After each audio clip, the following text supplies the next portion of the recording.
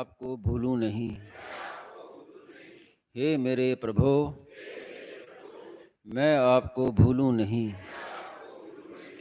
हे मेरे स्वामिन, मैं आपको भूलूं नहीं।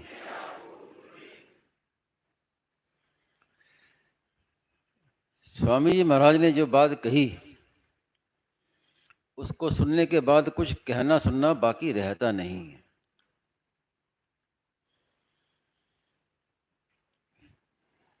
फिर उसको बार बार क्यों कहें?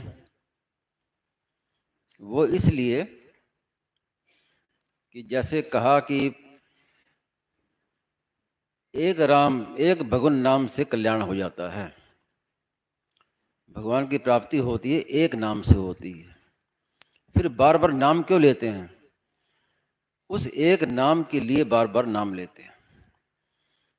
राम राम राम राम ये नाम भगवान नाम लेते लेते ऐसे भीतर से एक नाम निकलेगा कि उसी से ही भगवान की प्राप्ति हो जाएगी। महाराज जी ने कहा भी है कि हे नाथ पुकारते रहो। पुकारते पुकारते एक भीतर से ऐसी आवाज निकलेगी कि हे नाथ। नाथ पूरा कहा नहीं, ना कहते ही भगवान सामने आ जाएंगे। था तो बाद में बन। तो ऐसे ही ये सत्संग है। ये सत्संग बार बार क्यों करते हैं, बार बार क्यों सुनते हैं? क्योंकि एक ही सत्संग से भगवान की प्राप्ति होती है। क्या? सत का संग। सत का संग एक ही बार होता है और सदा के लिए होता है। तो उसी जो सत्संग है उसके लिए बार बार सत्संग हम करते हैं। ये साधन सत्संग है, वो है सिद्धि। तो वेदों का सार है उपनिषद, उपनिषदों का सार है गीता, गीता का सार है शरणागति, और शरणागति का सार है वासुदेव सर्वम। शरणागति साधन है, वासुदेव सर्वम सिद्धि है। और इस विषय को स्वामी महाराज ने कई प्रकार से समझाया है। उसमें एक मुख्य बात तो ये है कि ये विषय समझने वाला नहीं है। अगर आप कहो कि विचार पूर्वक इसको समझें कि सब वासुदेव कैसे है, तो ये कठिन काम है। ये समझने का विषय नहीं, ये है विषय मानने का। महाराज ने कहा कि आपको समझ में आए चाहे ना आए, आप मान लो। भगवान के कहने से मान लो, मेरे कहने से मान लो। महाराज ने कहा बस मान लो एक बार। वो मानना जानने में बदल जाएगा।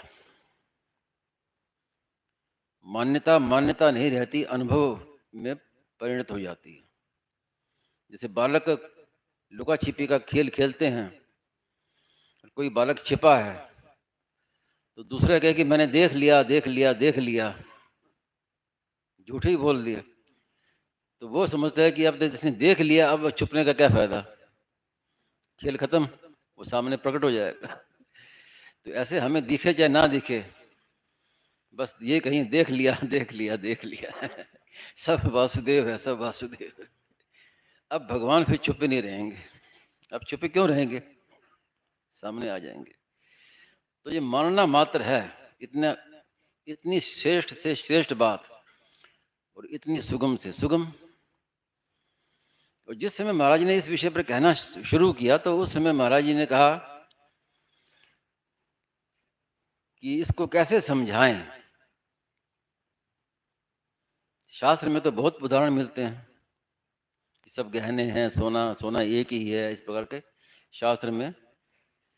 मिट्टी के खिलौने हैं, मिट्टी सब में एक ही है, कई बातें मिलती है। महाराज जी के मन में थी खोज, एक कोई ऐसी बात मिले नई जो कहें। तो जब ये बात मिली थी तो मैं गए जाते ही महाराज जी ने बहुत प्रसन्नता की कि आज बात मिल गई, भगवान की बड़ी भारी कृपा हो गई कि ये मेरी शक्ति से नहीं, भगवान की कृपा से मिली है। और बिल्कुल नई बात। वो बात क्या है कि गेहूं की खेती। अब गेहूं की खेती में एक दाना गेहूं का नहीं दिखता, सब घास ही घास दिखती है। अनजान व्यक्ति यही कहेगा ये क्या है, घास है। लेकिन जो किसान है जिसने बोया उसको, वो कहेगा ये गेहूं है, जबकि गेहूं उसमें दिखता नहीं है, फिर भी वो यही कहेगा ये सब गेहूं गेहूं है। ये दृष्टांत मिला, महाराज जी को बड़ी प्रसन्नता हुई कि ये ठीक उसमें घटित होता है कि एको हम बहुत श्याम भगवान ही थे, वही अनेक रूप से हो गए, बन गए आप अकेले सब कुछ नाम धरा संसार। और अंत में महाप्रलय के बाद शिष्य ते शेष संज्ञा, एक भगवान ही रहेंगे। तो बीच में क्या है, भगवान ही भगवान है, वो एक ही अनेक रूप से हुई है। और अनेक अनेकता इतनी कि उस अनेकता का अंत ही नहीं है। खोज करते जाओ, एक में से अनेक, अनेक में से अनेक निकलते जाएंगे, उसका अंत ही नहीं है। इतनी अनेकता महाराज जी ने उदाहरण के रूप से बताया कि इतनी अनेकता है कि एक जैसे लाल रंग है, कोई लाल रंग का कोई चित्र है या वस्तु है, वो दो व्यक्तियों को भी समान रूप से नहीं दिखता। क्या तो देंगे कि वो कहे कि कौन सा रंग है, लाल रंग है, वो भी कहेगा लाल रंग है, लेकिन वास्तव में देखा जाए तो एक समान वो भी नहीं दिखता सबको। इतनी अनेकता है इसमें। आप देखेंगे कि मेडिकल साइंस में पहले एक ही डॉक्टर होता था जो पूरे शरीर का इलाज करता था। जो जो आगे गए तो आँख का डॉक्टर अलग हो गया, कान का अलग हो गया, गले का अलग हो गया, पेट का अलग हो गया। अब अलग अलग विशेषज्ञ हो गए, एक एक अंग के डॉक्टर हो गए।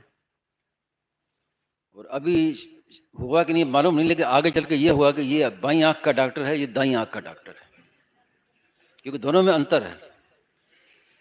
मनुष्य शरीर में जो दो प्रवाह चलते हैं, जैसे किसी को लकवा मारता है तो एक अंग का, क्योंकि दोनों अंग अलग अलग है। तो और आगे जाएंगे तो बाईं आँख का डॉक्टर अलग होगा, दाईं आँख का डॉक्टर अलग होगा। तो ये इतनी अनेकता है, और इतनी अनेकता होते हुए भी है एक।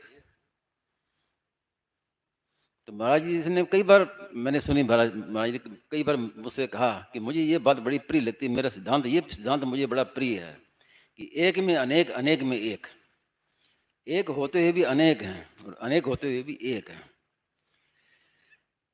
तो ये मूल में ये वासुदेव सर्वम, यही दृष्टांत है मूल में। और महाराज ने कई प्रकार से बताया है। अब महाराज जी की बात ही बताता हूँ, एक नए ढंग से उसको समझें तो। कि जैसे हम देख रहे हैं ये हाल है और उसमें सब व्यक्ति बैठे हुए हैं, लेकिन सबसे पहले क्या दिख रहा है हमें, इस तरफ ध्यान कम जाता है। व्यक्ति दिखते हैं, उसके पहले भी कोई चीज दिखती है। वो चीज क्या है, वो है प्रकाश। प्रकाश पहले दिखता है, व्यक्ति बाद में दिखते हैं।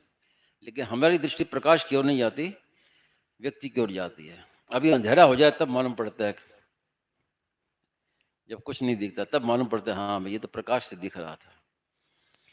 ऐसे ही ये संसार जो भी दिख रहा है, देखने सुनने मनन करने में जो कुछ भी आता है, ये बाद में दिखता है, पहले दिखते हैं परमात्मा। क्योंकि वास्तव में सत्ता उन्हीं की है। और स्वामी महाराज ने इसको समझने के लिए कई उदाहरण दिए। जैसे हम कोई भी वस्तु कहते हैं तो है साथ में लगाते हैं। व्यक्ति है, ये माइक माइक है, टेबल टेबल है, तबला है तबला है। तो माइक अलग है, टेबल अलग है, तबला अलग है, सब चीज अलग अलग, व्यक्ति अलग अलग है सब में एक है। आखिर में है ही कहेंगे उसको, क्योंकि कि ये सब तो नहीं रहेगा, है रहेगा। और व्यापक रूप से देखें तो संसार है, हम देखते हैं संसार की सत्ता मत संसार है, तो संसार तो नहीं रहेगा, है रहेगा। तो महाराज जी ने कहा कि इसको उल्टा कर लो। जैसे हम कहना कि प्रकाश पहले है, वस्तु व्यक्ति बाद में है, ऐसी है पहले है और संसार बाद में है। तो है वस्तु, है माइक, है टेबल, है पंखा, तो है पहले। तो पहले हमारी दृष्टि है पर मुख्य रहनी चाहिए। तो उससे क्या होगा कि सत्ता इनकी सत्ता नहीं है, सत्ता है की है। इसको और आधुनिक रूप से समझाएं तो जो सिनेमा देखते हैं, तो सिनेमा देखने जाते हैं तो जब सिनेमा शुरू होता है तो क्या करते हैं कि सब लाइटें बंद कर देते हैं, अंधकार,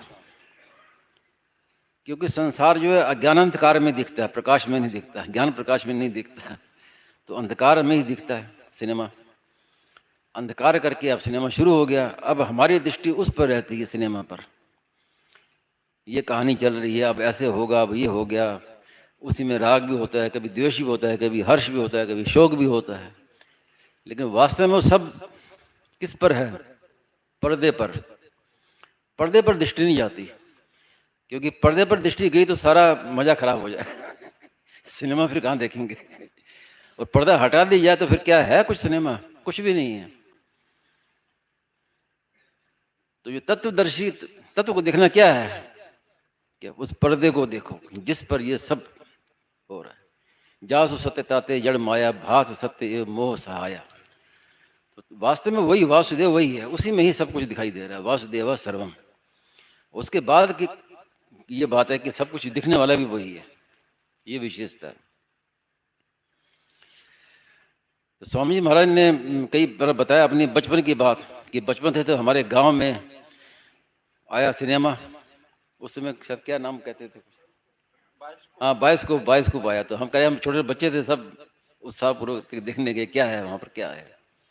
और महाराज जी की दृष्टि शुरू से तत्व दृष्टि थी। तो स्वामी महाराज ने कहा कि उस समय मेरे मन में ये बात आई कि उसमें बड़ी आग लग गई है, मकान जल रहे हैं, सब जल रहे हैं। तो महाराज जी बोले, मेरे मन में आया कि वो पर्दे तो गर्म भी नहीं हुआ, पर्दा तो ऐसे। स्वामी जी पर्दे को देख रहे थे।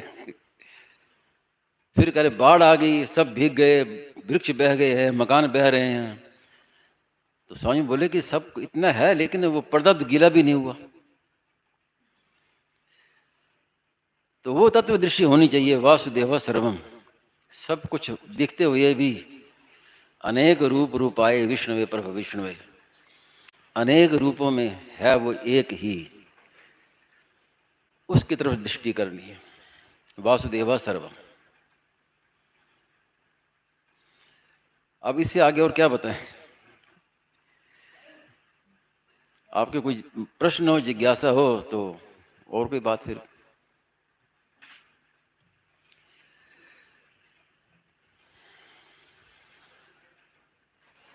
और उसका साधन बताया शरणागति। शरणागति के विषय में बहुत कुछ आपने सुना सत्संग में। असली शरणागति वो होती है जिसमें शरणागत ना रहे, केवल शरण ही रह जाए बस। तो ये वासुदेव सर्वम का साधन है। और शरणागति क्या? हे नाथ, मैं आपका हूं, आप मेरे हैं। भगवान में अपनापन, संबंध भगवान का। पंचामृत की बात कही ना महाराज ने कि पंचामृत में एक ही बात है, पहली बात कि मैं भगवान का हूं। बात तो दो भी है कि मैं भगवान का हूं, भगवान मेरे हैं। लेकिन भगवान मेरे हैं तो मन में थोड़ी सी कामना आ सकती है कि भगवान मेरे हैं तो मेरी इच्छा की पूर्ति भी करेंगे, मेरा काम भी करेंगे। लेकिन मैं भगवान का हूं तो इसमें शरण हो गया। अब अपनी इच्छा कुछ नहीं है, अब जैसा भगवान चाहे वैसा विधान करें। और खास बात यही है, किसी देश का राष्ट्रपति होता है तो सब जानते हैं, हाँ वो राष्ट्रपति को मैं जानता हूँ, उसको मैं जानता हूँ। उस राष्ट्रपति से पूछे तुम उसको व्यक्ति को जानते हो, तो वो नहीं। तो मैं भगवान का हूँ, ये एक मूल बात है। और इस मूल बात को पकड़ लें तो फिर शरणागति भी आ जाएगी, वासुदेव सर्वम भी आ जाएगा, सब कुछ आ जाएगा मूल बात को पकड़ने से। तो ये सत्संग वही है, ये साधन सत्संग है। और जब असली सत्संग हो जाएगा, सत का संग, तो वो कहते हैं कि एक ही बार होता है, सदा के लिए होता है। यज ज्ञातवा न पुनर्मोहम। कोई बात किसी को है मन में पूछने की बात? अब पूछने के बाकी क्या रहा है, बाकी कुछ है ही नहीं। महाराज ने कोई कमी रखी नहीं है। आपके मन में आ रही है? नहीं, कोई प्रश्न है जो आपके मन में आ रही है बोलने की? वासुदेव सर्वम के विषय में हाँ हाँ स्वामी जी से सुनी हुई बात एक मन हाँ में हाँ, तो मैं एक बात और कह दूं, फिर आप सुन लीजिए। हाँ बताइए।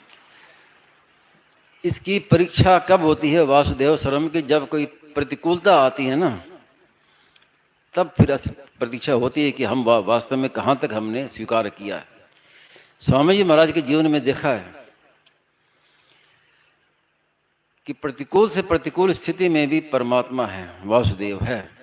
मैंने कई बार आपसे कहा और फिर ध्यान दिलाता हूँ कि एक बार सुबह में 3 बजे महाराज जी के पास गया तो स्वामी जी महाराज आंखें बंद करके हंसे जा रहे थे और खूब हंसे जा रहे थे और मैं खड़ा था, मेरी तरफ दृष्टि नहीं थी, आंखें बंद थी। बाद में अचानक दृष्टि खोली तो पूछा, अरे तुम कब आए? मैंने कहा मैं तो 10-15 मिनट हो के आए हुए। तो महाराज जी से मैंने पूछा कि आप हंस रहे थे। महाराज जी का तुमने देखा क्या? मैंने कहा हाँ, मैं तो देख ही रहा था आपको। आप हंस रहे थे, क्या कारण, क्या बात है? तो स्वामी जी महाराज क्या बोले? वो बात एक विशेष ध्यान देने की बात है कि मेरे पेट में पीड़ा उठ रही थी, ऐंठन। अब जहाँ पीड़ा उठती है तो वो व्यक्ति रोता है और स्वामी जी हंस रहे थे। तो भाव क्या था? स्वामी महाराज बोले कि मेरे हंसी इसलिए आ रही थी कि वो वासुदेव है, जो पीड़ा उठती तो आता है वो भगवान आ गए, वासुदेव आ गए।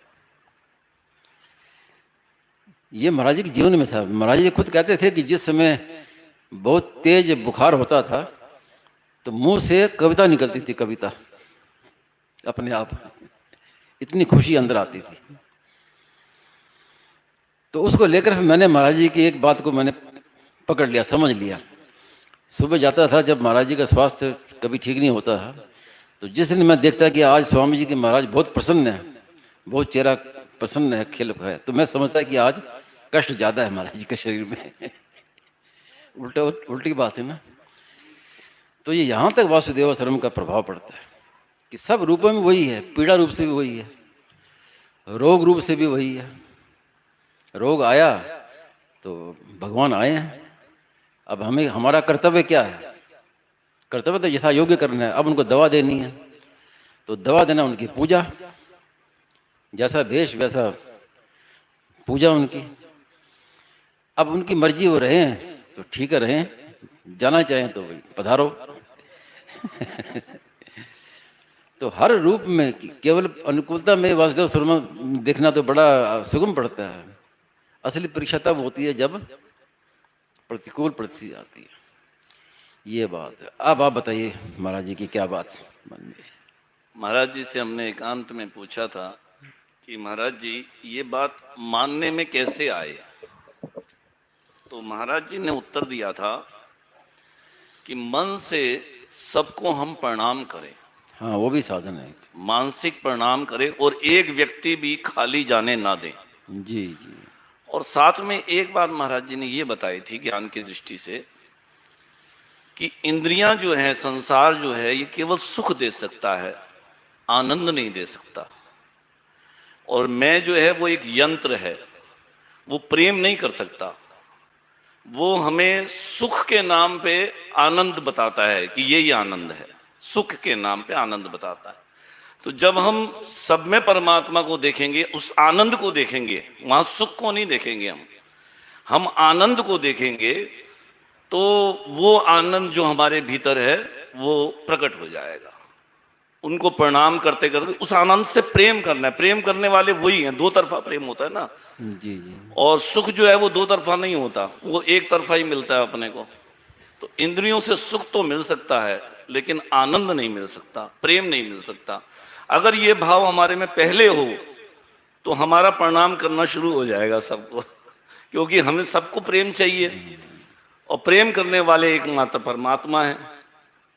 तो ये आत्मविश्वास की भी बात है कि हमारी आत्मा में ये विश्वास हो जाए कि हमें भगवान प्रेम देंगे और वही प्रेम देने वाले हैं।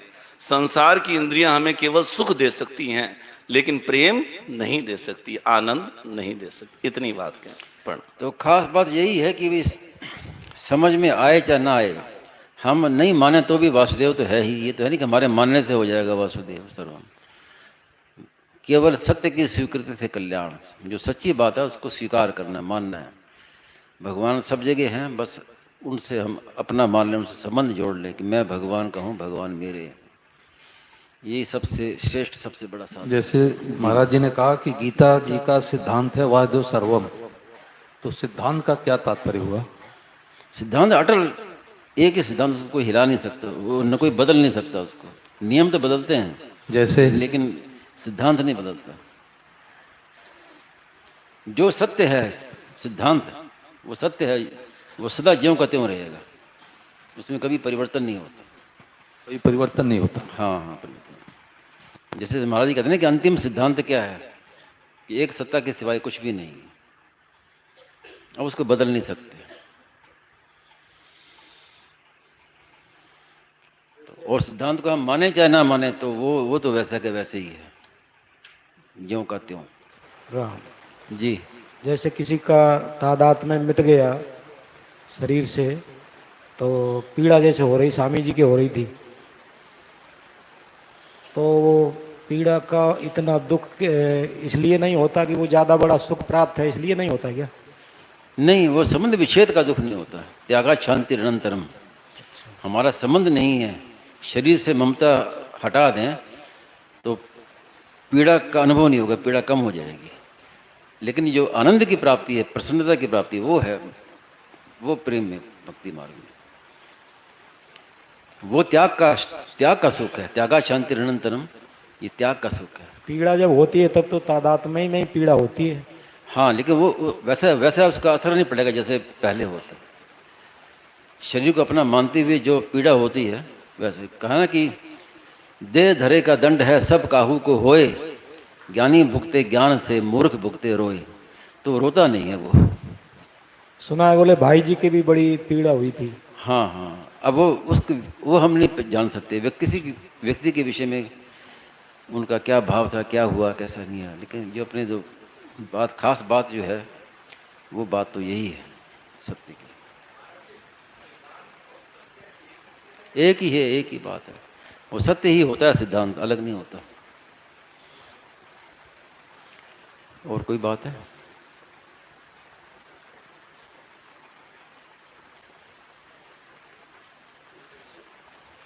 मामेकम शरणम भजे पुस्तक में महाराज जी ने कहा कि 25 फरवरी 2004 की बात है कि सेठ जी अपने दोनों हाथ मेरे कंधों पर रखकर हाँ, बड़ी हाँ, प्रसन्नता जी। से बोले कि सब कुछ परमात्मा ही है। स्वप्न आया था, स्वप्न। अच्छा तो सत्संग के पहले माम जी की प्रार्थना सत्संग महाराज जी कराए, हाँ हाँ, उसके पहले की हाँ बात। पहले, हाँ स्वप्न आया था महाराज जी को। और स्वप्न का विषय है, कई बार आ चुका है विस्तार से। सत्संग के अमृत कांड में है ना, उसमें और विस्तार से। जी, आप क्या कह रहे थे? भगवते नमः।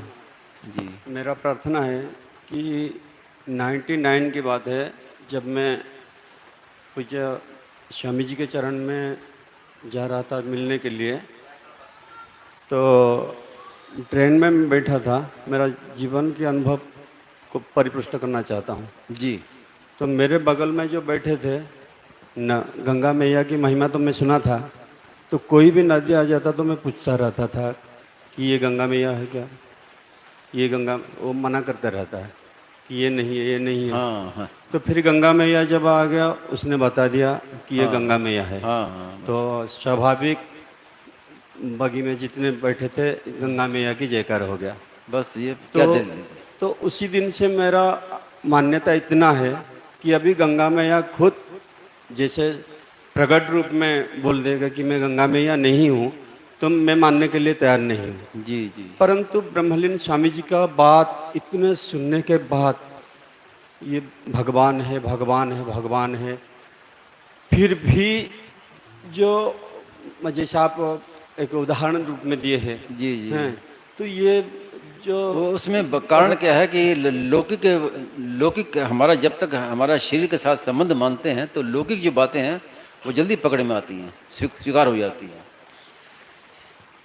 नहीं, मेरा बात ये है कारण है। वो व्यक्ति कौन था, मुस्लिम था, हाँ, तो हिंदू जितना था, विश्वास, कौन उस पर विश्वास हो गया ना, उसने कह दिया कि ये गंगा जी, हमने मान लिया गंगा जी हाँ, हैं। अभी इतने बड़े महापुरुष के चरण में हम बैठ के सत्संग किए हैं, और स्वयं भगवान कहते हैं मैं ही हूँ, मैं ही हूँ। तो ये मान्यता क्यों नहीं बैठता है ये अंदर? वही मानता, उसी के लिए ही बार बार ये सत्संग किया जाता है, क्योंकि जब तक हमारा शरीर में, संसार में आसक्ति रहेगी, सुखासक्ति रहेगी, तब तक वो बात प्रकट नहीं होगी। ये मूल बाधा है, मूल बाधा। कि बाधा दूर करने के लिए कुछ जी हाँ, उपाय कुछ? उपाय यही है बस, जो अभी बताया है, भगवान से संबंध जोड़ना और मानना शुरू कर दो, समझ में आए चाहे ना आए, सब वासुदेव ही है। ये महाराज जी से ऐसे प्रश्न पहले आए कई बार, तो महाराज ने इसलिए कहा कि हमारा जब तक शरीर के साथ संबंध है तो शरीर संसार से संबंधित जो मान्यताएं हैं वो तुरंत हो जाती हैं। जैसे किसी कन्या का विवाह हो गया तो तुरंत मान लिया कि मेरे पति हैं, मान लिया। अब उसके लिए कोई माला नहीं फेरनी, कोई बार बार सुनना नहीं, कहना नहीं, कुछ नहीं, क्योंकि वो शरीर से संबंधित बातें हैं, संसार से संबंधित बातें हैं। तो वो जब हम भगवान से अपना संबंध जोड़ेंगे, संसार मेरा नहीं, मैं संसार का नहीं हूँ, ये संबंध हटाएंगे तो बात वो चट पकड़ में आ जाएगी। वो इसलिए तो ये कहा जाता है कि आप अभी आप समझने की कोई बात नहीं है, समझो या ना समझो, एक बार मान लो। तो मानते मानते वो मान्यता अपने आप दृढ़ होती है, भीतर वैसे पकती है ना अपने आप, तो ऐसे मान्यता पक जाती है। जैसे एक वृक्ष है, वृक्ष हरा भरा है, उसको आप नीचे से जड़ से काट दो तो क्या काटती है वो वृक्ष सूख जाता है क्या? नहीं सूखता, लेकिन कट गया उसी दिन ही। अब उसके पत्ते हैं वो धीरे धीरे धीरे करते करते सूख जाते हैं। ऐसे ही आप दृढ़ता से एक बार आपने मान लिया कि स्वामी जी महाराज ने कहा है तो हमने मान लिया, कोई संदेह नहीं कि सब भगवान है, भले हम ना दिखे, आपने मान लिया, तो वो मान्यता धीरे धीरे करते करते वो जो सब प्रकट हो जाएगी, अनुभव हो जाएगा उसका। तो इसलिए महाराज जी ने यही जोर दिया है, ये नहीं कहा कि आप समझ लो तो विचार करो कि वासुदेव है, नहीं कहा, मान लो। वो मान्यता है, वो मान्यता नहीं रहेगी। ऐसा नहीं कि हम मान रहे हैं तो हमेशा मानते ही रहेंगे, ऐसा नहीं है। हमारी मान्यता एक बार दृढ़ हो गई तो वो मान्यता अनुभव में परिणत हो जाएगी अपने आप। लौकिक मान्यता जैसा आपने उदाहरण दिया, कन्या के साथ विवाह हो जाता, हाँ हाँ, इतना दृढ़ हो जाता है, परंतु ये परमात्मा की मान्यता में क्यों ढिलाई? वो इसलिए कि हमारे संसार से संबंध मान रखा है, ये मैंने बताया ना, ये कारण है। उस कारण से संसार की बात तो जल्दी पकड़ी में आती है, भगवान की बात जल्दी वैसी पकड़ी में आती नहीं है। तो इसलिए संसार का संबंध विषेद, मैं संसार का नहीं हूँ, संसार मेरा नहीं है, इसकी आवश्यकता है। जो बार बार कहते हैं कि मैं भगवान को, भगवान मेरे हैं, ये क्यों कहते हैं? इसीलिए कहते हैं कि जब संसार का संबंध छूटेगा तो बात फिर प्रत्यक्ष हो जाएगी हमारे सामने। कहने वाले पर पूर्ण विश्वास नहीं है, ये ज़्यादा सटीक बैठता है। वो इसी क्यों फिर वही प्रश्न आ गया, क्यों विश्वास नहीं है? वो कारण इसलिए कि जो हमारा शरीर संसार पर जो विश्वास है वो विश्वास उस पर है नहीं। क्योंकि गंगा जी का जिन्होंने परिचय कराया वो मुसलमान भी हो सकते हैं, शराबी हो सकता है, कुछ भी हो सकता है, और आसक्ति तो उसके अंदर है, हमारे अंदर। वही मैंने कहा कि संसार का संबंध हमने मान रखा है तो संसार संबंधी बातें जो हैं वो तुरंत मानने में आ जाएंगी, तुरंत मानने में आ जाएंगी। बताने वाले पर विश्वास होना चाहिए। हाँ, तो वो तब होगा। इसीलिए महाराज ने ज़्यादा जोर किस पर दिया? इसी पर जोर दिया ना कि भगवान को अपना मानो जी। मेरे तो गिरधर गोपाल दूसरों ना कोई, ये जोर किस लिए दिया? परिणाम में तो वासुदेव सर्वम ही आएगा। और संबंध मानते हुए फिर आप भले ही करते रहो, वर्ष बीत जाएंगे। जैसे वो दो चींटी का उदाहरण आता है ना, दो चींटी का उदाहरण, एक मिश्री के पहाड़ पर रहने वाली, एक नमक के पहाड़ पर रहने वाली। तो अब नमक की डली मुंह में रख के और फिर अब मिश्री का स्वाद लो तो नहीं आएगा, उसको पहले निकालो बाहर, फिर देखो क्या है। जीव की जो मांग है ना, वो एक दिव्य आनंद की मांग है, उसकी एक अलौकिक आनंद की। जैसे कर्मयोग के द्वारा अत्यंतम सुख मसनुते, ज्ञान योग के द्वारा एकांत सुख एकांतिक सचा, और भक्ति योग के द्वारा तृप्तो भवति अमृतो भवति सिद्धो भवति। तो एक मतलब एक उसका एक क्रियात्मक पथ भी है, उससे वो एक दिव्य आनंद की उपलब्धि उसके हृदय में होती है। वो तो वो उसमें एक क्रियात्मक उसका एक विधा भी उसकी अपनी बताई है। लेकिन ये वासुदेव सर्वम जो मानने से वो हम दिव्य आनंद जैसे तीनों योगों के द्वारा एक दिव्य, वो सब हो जाएगा, सब उसमें आ जाएगा।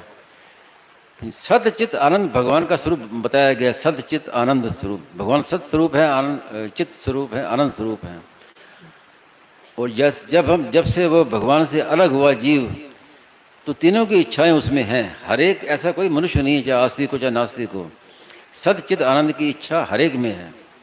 सत की इच्छा क्या कि मैं सदा जीता रहूं, ये सत्य की इच्छा है, मरूं नहीं कभी।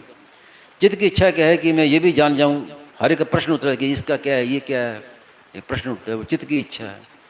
और आनंद की इच्छा है कि हम सुख चाहते हैं कि ऐसा सुख मिले जो कभी हमसे बिछड़े नहीं। गलती कहाँ होती है कि इन तीनों इच्छाओं की पूर्ति हम संसार से करना चाहते हैं, इसलिए ये इच्छाएं पूर्ति नहीं होती। आनंद की इच्छा तो सब में है, लेकिन ढूंढते कहाँ हैं संसार में। तो वासुदेव सर्वम की ये और सदा धारणा- सदा जीता रहूं, ये चित्त की ये स्वयं की इच्छा है कि स्वयं सदा जीता रहता, कभी मरता नहीं है। लेकिन हम क्या कहते हैं, शरीर मरे नहीं कभी। हमारी जो इच्छाओं की पूर्ति करना चाहते हैं संसार से, यहाँ मूल भूल यहाँ पर है। नहीं, वो तीनों योगों में जो क्रियात्मक पद से जो दिव्य आनंद की उपलब्धि होती है, हाँ, तीनों तो योगों में। वो वासुदेव सर्वम की धारणा को सब में- एकदम से सुदृढ़ धारणा करने से वो आनंद हाँ बिल्कुल बिल्कुल, वही वही। इसी से ही प्रकट हो जाएगा। वो सबसे आनंद से भी विलक्षण आनंद है। ये तो अखंड आनंद है, शांत आनंद है, वो प्रतिक्षण वर्धमान आनंद है। कर्म योग से तो शांत आनंद की, क्योंकि त्यागा शांति अनंतरम, त्याग होता है संसार का, तो शांत आनंद मिलेगा। ज्ञान योग में अखंड आनंद मिलेगा, अखंड आनंद जो कभी कम बढ़ नहीं होता। और भक्ति में वासुदेव सर्वम में प्रतिक्षण वर्धमान आनंद, सबसे विलक्षण आनंद मिलेगा। उसी आनंद की प्राप्ति के लिए तो यह है वासुदेव सर्वम जी। हाँ, फर्क यह है कि शांत आनंद त्यागात शांति निरंतरम, वो त्याग का आनंद है। त्याग कर दिया तो एक शांति मिलती है, तो त्याग का आनंद है। कर्म योग से क्या होता है, संसार से संबंध विच्छेद होता है। और ज्ञान योग में अपने स्वरूप में स्थिति होती है, और स्वरूप नित्य नित्य नित्य है, ज्यों का त्यों अखंड है, तो अखंड आनंद मिलता है। तो कहने में फर्क है, वास्तव में दोनों में एक ही स्थिति होती है, एक आनंद है। और प्रतिक्षण वर्धमान आनंद प्रेम का आनंद है, जिसको प्रतिक्षण वर्धमान प्रेम कहा है। वो अनंत रस, इसको शांत रस कहते हैं, शांत रस, अखंड रस और अनंत रस। तो वासुदेव सर्वम ये अनंत रस की बात है, भक्ति योग की बात है। शांत आनंद और अखंड आनंद एक ही स्वरूप है दोनों का लगभग। हाँ हाँ, एक ही है। शांत इसलिए कहा है कि वो संसार से संबंध विच्छेद का आनंद है, संसार संबंध त्यागा शांति अनंतरम, इसलिए वो स्वयं स्थिति का आनंद है। तो दोनों लौकिक साधन का ना, गीता ने कहा ना, एक मप्या स्थिता, दोनों एक है, दोनों लौकिक हैं, दोनों का एक ही है। भक्ति योग वो है अलौकिक साधन, तो वो साध्य है।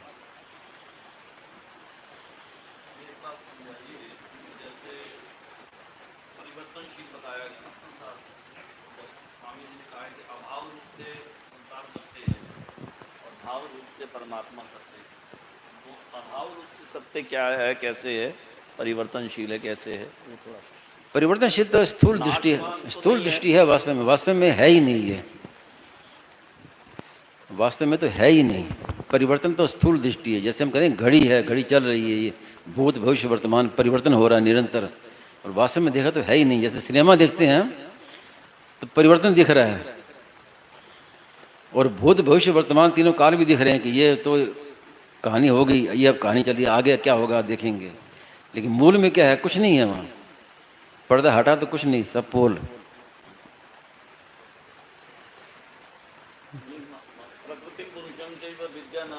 कहने के लिए, समझाने के लिए कई प्रकार से समझाया जाता है। कहीं परिवर्तनशील कहा है, कहीं कह रहे है ही नहीं, नहीं भी कहा है, एक है और एक नहीं। तो ये कई प्रकार से है। वास्तव में एक परमात्मा के सिवाय कुछ नहीं है, ये अंतिम बात है, खास बात ये है। ज्ञान योग में जड़ अलग कहा है, चेतन अलग कहा है, जड़ का त्याग करना है। भक्ति में कोई त्याज्य वस्तु है ही नहीं, वह जड़ क्या है, जड़ है ही नहीं कुछ। वासुदेव सब चिन्मय ही चिन्मय। तो ये समझने की दृष्टि है, एक ही बात है।